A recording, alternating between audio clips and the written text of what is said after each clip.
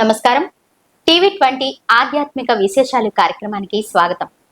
ఈ రోజు మనతో ఉన్నారు సంకీర్తన కౌముది, కర్ణాటక సంగీత విద్వాంసులు, ఆధ్యాత్మికవేత్త శ్రీ కస్తూరి గోపాలరావు గారు.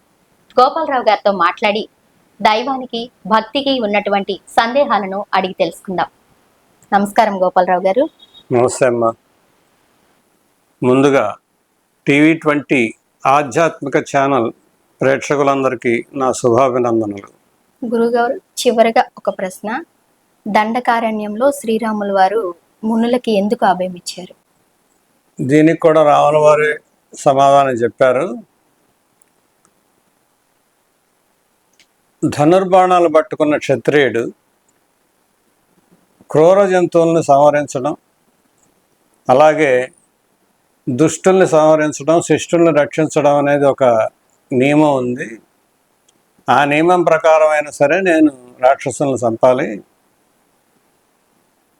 కానీ మునులే స్వయంగా వచ్చి నన్ను అడిగారు, ఈ రాక్షసులు బాధ తట్టుకోలేకపోతున్నాం, మమ్మల్ని చాలామందిని చంపేశారు, మా యాగాలు నిర్విఘ్నంగా సాగట్లేదు, ఎన్నో రకాల బాధలు పడుతున్న వాళ్ళతోనని చెప్పి అక్కడున్న కరుడు, దూషణుడు, ఆ మిగతా 10,000 మంది మిగతా రాక్షసుల గురించి చెప్తే స్వామివారు ఒక అభయం ఇచ్చారు. ఇక నుంచి మీకు ఆ బాధ ఉండదు, వాళ్ళని నేను సంహరిస్తాను అని. మునులకు ఇచ్చిన అభయం ప్రకారం ఆయన రాక్షస సంహారం చేశారు. అయితే ఇదంతా స్వామివారి లీలలో ఒక భాగమే. మునులకు అపకారం చేసినందుకు కరదూషణాదుల్ని